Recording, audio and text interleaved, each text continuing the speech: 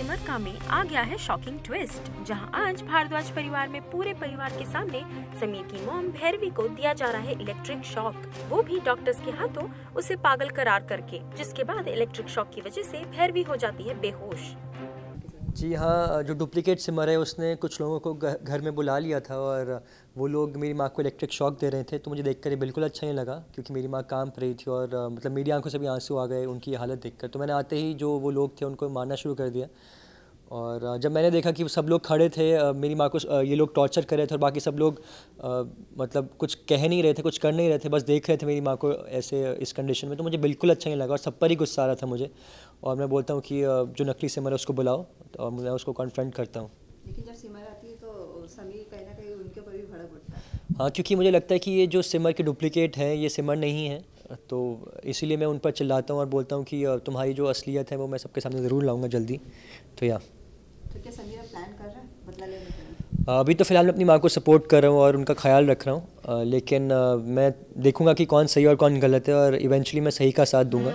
अगर मुझे लगेगा कि मेरी माँ गलत है तो मैं उनका साथ नहीं दूंगा।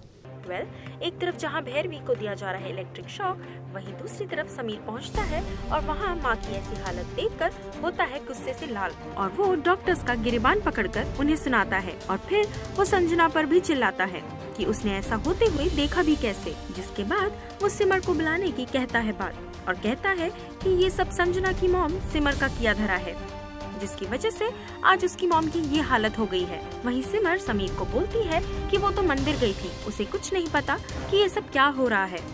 जिसके बाद समीर अपने मॉम को वहाँ से उठाकर ले जाता है। भैरवी ने इतना कुछ किया है तो ऑडियंस को थोड़ा एंटरटेन करने के लिए अब भैरवी पे वार शुरू हो गए हैं धीरे धीरे।